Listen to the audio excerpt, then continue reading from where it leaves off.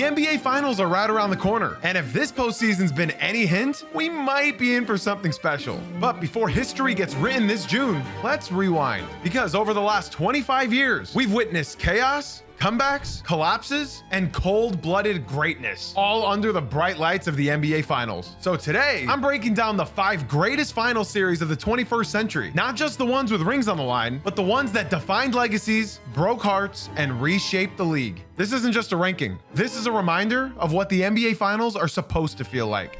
Yo guys, I hate to say this, but if you're enjoying my videos and you want more, consider dropping a like and helping us reach our goal of 10,000 subs. At number 5, we have a series that hurts my heart every time I think of it, even though I was only 7 years old at the time. This was a finals that everyone respected, but almost no one talks about. And that's a crime, because the Spurs vs. Pistons in 2005 wasn't just a battle between champions. It was a psychological war between two of the smartest, toughest, and most disciplined teams that the league has ever seen. On one side, you had the reigning champion Pistons. No superstars, no egos, just a team built on hard-nosed defense, selflessness, and that trademark Detroit grit. On the other side were the Spurs, the blueprint of a perfect franchise. Disciplined, methodical, and quietly ruthless. Tim Duncan anchored the paint, Manu Ginobili brought the flair and unpredictability, Tony Parker controlled the tempo, and Greg Popovich, he was always 5 moves ahead. Every trip down the floor felt like a battle. The pace was slow and punishing. The hits weren't just hard, they were personal. And the question wasn't about who would shine, it was about who was going to break first. The defining moment came in Game 5, easily the best of the series, and arguably one of the best finals games ever played. The Palace of Auburn Hills was rocking. The Pistons had clawed their way back into the game. Overtime came and went, and then double overtime. Both teams were running on fumes, and then it happened. Robert Horry, a man who hadn't scored a single point through the first 3 quarters. He started hitting everything. A dunk, a 3, a driving layup. This was vintage big shot Rob at his best. Then with the game tied and the clock winding down, Manu Ginobili drove hard to the basket. That's when Rasheed Wallace made the mistake that still haunts Pistons fans to this day. Instead of sticking to his man, Sheed left Horry alone in the corner to help on Ginobili. He turned his back for just a second, and that's all Robert Horry needed. Manu kicked it out, and he drilled it. Cold, calm, and lethal. It was a brutal gut punch. The kind of moment that you replay in your head for years and still can't believe it happened. That shot didn't just win the game, it stole the series. For Detroit, this was their shot at building a mini dynasty. Back-to-back titles in the post-Jordan era, that would have cemented them as more than just a one-hit wonder. They were out to prove that 2004 wasn't just a fluke, it was a statement. That a team built on defense, chemistry, and heart could beat anyone. Now for San Antonio, this was legacy time. They had won in 99 and 2003, but the critics still weren't convinced. Was it a fluke? Was it just good timing? This series gave them their answer. Duncan didn't dominate like he had in the past, but he was clutch. When the Spurs needed a bucket, he found a way. And when they needed stops, well, he anchored the defense like a stone wall. This was also a coming-of-age moment for Ginobili and Parker. Manu's reckless, beautiful chaos gave the Spurs an edge that they'd never had before. And Parker's speed cracked Detroit's half-court defense just enough to tilt things. And don't get me started about Robert Horry. That shot added another notch to a career built on cold-blooded moments. It was his 3rd different final series where he hit a game winner. Just absolutely ridiculous. No other final series from the 2000s felt like this much of a grind. 3 of the games were decided by single digits, and Game 7 came down to the final minutes. This wasn't just basketball. This was survival at its finest. It's not as flashy as the rest of the series we have on this list, but it was real. If you appreciate the game at its core, defense, adjustments, mental toughness, this series was a masterpiece. It was the last finals before the league changed, before spacing, super teams, and the 3-point barrages took over. The 2005 finals was the end of an era, and what a way to go out. At number 4, we have the Milwaukee Bucks versus the Phoenix Suns in 2021. This finals wasn't just a showdown, it was a declaration. On one side, you had the Phoenix Suns, the Cinderella story of the bubble hangover. Chris Paul finally on the doorstep of a title after 16 years of heartbreak, Devin Booker rising into superstardom, and a team that had been the league's punching bag for a decade, now just 4 wins away from the mountaintop. And then came Milwaukee, just a homegrown blue-collar squad led by a 26-year-old 2-time MVP with everything to prove. Giannis Antetokounmpo had heard it all. No bag, can't shoot, can't win when it matters. And when the Bucks went down 0-2 to start the series, the doubters got loud again. Teams that have won the first 2 games in the finals have gone on to win the championship 89% of the time. So is this thing over? This team is not as good with Giannis as the centerpiece of it. What followed was one of the most dominant turnarounds in NBA Finals history. Start with game 4. The Bucks were down 2-1, clinging to life. Devin Booker dropped 42 points, looking absolutely unstoppable. And yet, Milwaukee refused to fold. Then came the block. Shot blocked by Antetokounmpo. In the final minutes, Booker lobbed it up to Ayton for what should have been a game-tying alley-oop. Giannis recovered in real time, turned midair, and snatched it out of the sky like Gohan catching a baseball. That wasn't just a highlight, it was a message. And then came game 5, where the Bucks pulled off one of the cleanest fast breaks that you'll have ever seen. Drew Holiday ripped the ball from Booker, sprinted the other way, and lobbed it up to Giannis, who hammered it down while getting fouled. That play sealed the game, but it was only a prelude to the finale. Game 6? Yeah, that was Giannis's magnum opus. 50 points in a closeout with the title on the line. 50 points. Only the 7th player in the history of the finals to have a 50-point game. He did it hitting free throws. Free throws, going 17 for 19 after struggling with them for the entire playoffs. That wasn't just greatness, that was redemption. For Giannis, this was the moment that he broke through the wall. The late great Kobe Bryant challenged him to win an MVP. He did that. Then he challenged him to win a championship. And unfortunately, Kobe wasn't there to see it. He didn't run from the grind. He didn't leave for a bigger market. Instead, he stayed, bet on Milwaukee, and delivered them their first title in 50 years. This was legacy in real time. And for Chris Paul, it was a heartbreak. Again, a 2-0 lead evaporated. And just like that, the one thing missing from his resume slipped away. Booker ascended, sure, but CP3, this might have been his last real shot. For the Bucks, this was validation. For the city, for the front office that stuck with Middleton, for Drew Holiday, the quiet killer, for a team that was doubted every step of the way until they stood alone on top. It wasn't a game 7, but it didn't need to be. Every game after the first 2 was high stakes drama, elite shot making, physical defense, jaw-dropping moments. The series had a narrative arc straight out of a movie script. Redemption, sacrifice, belief, and legacy. Giannis didn't just win, he dominated. He didn't just answer the critics, he shut them up permanently. And when the confetti fell, it wasn't just a championship. It was proof that loyalty, hard work, and patience still had a place in the modern NBA. That finals gave us one of the most satisfying conclusions in league history, and it came from the unlikeliest of heroes. At number 3, we have the Los Angeles Lakers versus the Boston Celtics in 2010. This wasn't just a basketball series. This was war. The 2010 finals brought back the rivalry that built the league, and it delivered the final chapter of a bitter feud between two cores that knew each other too well. The Celtics had embarrassed the Lakers in 2008. They dominated them, pushed them around, and exposed every weakness on a national stage. 2 years later, Los Angeles had clawed its way back. This wasn't just about another ring. For Kobe Bryant, it was about revenge. For Boston, it was about legacy. And for the fans, well, it was a blood sport. The series went the full 7 games and it earned every single one. There were blowouts, comebacks, momentum swings, and bodies hitting the floor. It was old school, gritty, and personal. And it ended in a game 7 that felt less like a basketball game and more like a heavyweight title fight. There wasn't one iconic play that defined this series. This was a battle of attrition, but a few moments still stand out. Game 3 was the turning point. The Lakers had already dropped one in Boston and the pressure was mounting. Derek Fisher, not Kobe, took the reins late and hit several clutch buckets to steal the game back. Fisher to the basket, gets hammered, and he puts it in. Derek Fisher hard to the basket. His emotional outburst walking off the floor said it all. Game 5 went to Boston, and suddenly the Lakers were on the ropes again. Their backs were against the wall, but they didn't fold. Game 6 was a demolition, and the table was set for a winner take all.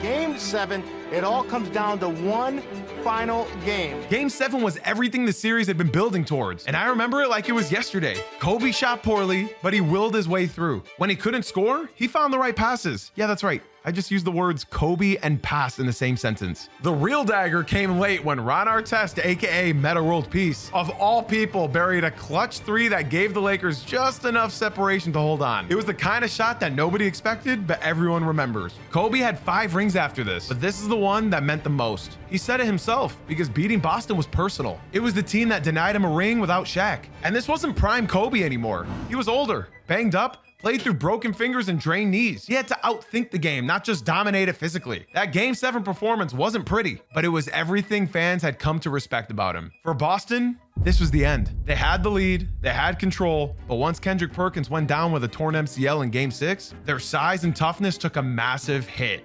Game 7 exposed it. They led most of the way, but once the Lakers started dominating the glass, Boston ran out of answers. Paul Pierce, Kevin Garnett, Ray Allen, they all had their moments, but this time it was Kobe who walked away with the last word. This series wasn't known for flash or fireworks, but it had something just as powerful: history, hatred, rivalry, and closure. This was the final time that we'd see the Celtics and Lakers at full power battling for a title. It was raw, emotional, and perfectly imperfect. It was everything the sport used to be, bottled up into 7 exhausting games. And in the end, the player who spent his career chasing greatness finally got to silence the ghost of the past, while wearing purple and gold, holding that trophy, and beating the team he hated the most. Back to the White House again.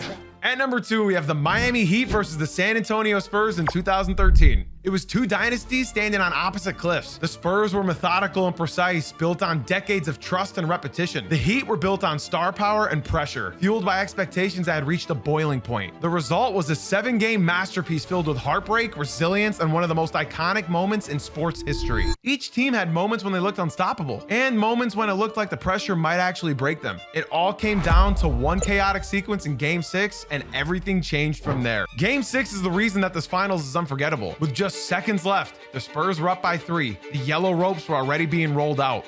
Security was lining the court. Fans had already started leaving the building. The championship was practically in San Antonio's hands. All right, say it with me now. James catches, puts up a 3. Won't go. Rebound, Bosh. Back out to Allen. His three-pointer. That single play changed everything. Miami ended up winning Game 6 in overtime. Then they closed it out in Game 7, but it never felt like a blowout. The Spurs were still right there the entire time. Duncan missed a point-blank shot late in the game that could have tied it, and LeBron hit the dagger jumper from the elbow. Just like that, the Heat were back-to-back champions. This series held the weight of legacy on both sides. For LeBron, it was everything. He couldn't afford to lose. After the collapse in 2011 and the redemption in 2012, a loss here would have reopened every criticism.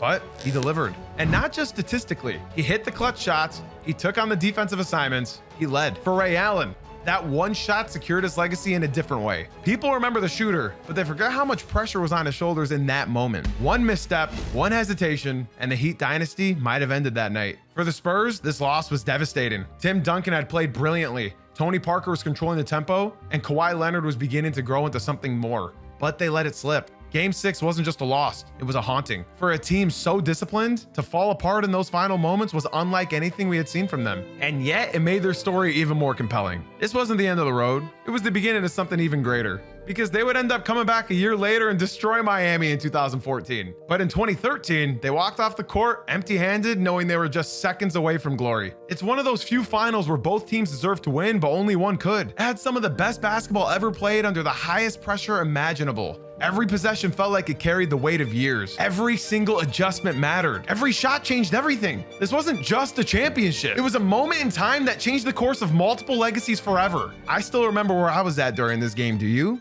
Now, before I give y'all the #1 spot, let's run through a few honorable mentions that came close to making the list. The Miami Heat versus the Dallas Mavericks in 2006. After dropping the first 2 games, Miami stormed back behind one of the most dominant individual finals performances that we've ever seen. Wade averaged over 34 points per game and lived at the free throw line. But the controversy around officiating, especially in Game 5, left a cloud over the comeback. It was legendary, but not clean enough to crack the top 5. Again, we have the Dallas Mavericks versus the Miami Heat in 2011. This one had everything. The rise of Dirk, the collapse of LeBron, and one of the most satisfying underdog stories that the finals have ever seen. Dallas got revenge for 2006, and they did it as a collective. Jason Terry stepped up, Kidd and Marion played their roles to absolute perfection, and the 7-foot Schnitzel delivered dagger after dagger. The story was incredible, but the actual series wasn't quite as tight or dramatic as the others on this list. And for our last honorable mention, we have the 2019 Toronto Raptors versus the Golden State Warriors.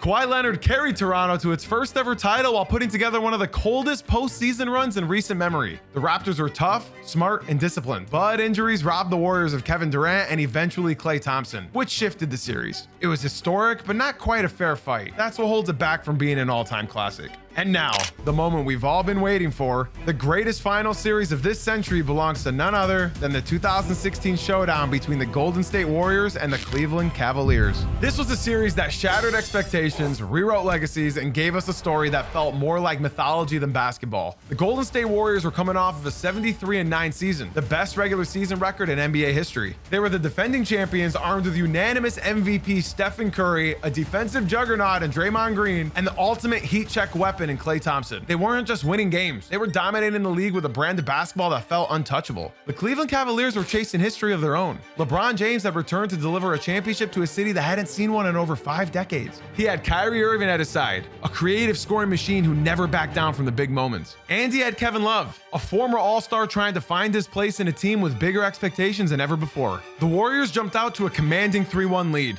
It looked over. Most people had already written Cleveland off, but that's when the impossible started to happen. In the finals, no team ever come back from down 3-1. It began in Game 5. Draymond Green was suspended after a flagrant foul in the previous game. With Draymond out, LeBron and Kyrie each dropped 41 points on the Warriors' home floor. It was the first time in finals history that 2 teammates had scored 40 or more in the same game. Suddenly, the door cracked open. Game 6 was a statement. LeBron was completely locked in, dominating both ends of the floor. He dropped another 41 and added highlight reel blocks, backdoor dimes, and that signature chase down energy that no one else in the league can match. The Cavaliers had forced a Game 7, and the pressure shifted entirely. And then came the finale.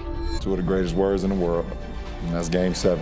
It was one of the most intense, dramatic, and emotionally draining basketball games ever played. Every possession felt like it was carved out of stone. The fourth quarter was a stalemate, with both teams grinding and neither willing to break. Then, with less than 2 minutes left, Andre Iguodala took off on a fast break. It looked like a go-ahead layup, but then... Iguodala to Curry, back to Iguodala, up for the layup!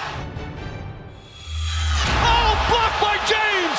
LeBron James with the rejection! This was the defining block of his career, maybe even of the NBA itself. Just a few plays later, Kyrie found himself one-on-one with Steph Curry. He danced, stepped back, and buried a cold-blooded 3 over the league's MVP. That shot became the dagger, the one that sealed it. It's over!